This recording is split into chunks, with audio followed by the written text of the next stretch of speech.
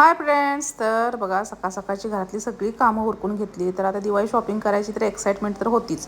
पण दिवाळी शॉपिंग काय काय केलं ना त्याचा व्हिडिओ तुम्हाला नेक्स्ट व्हिडिओमध्ये देईन मी.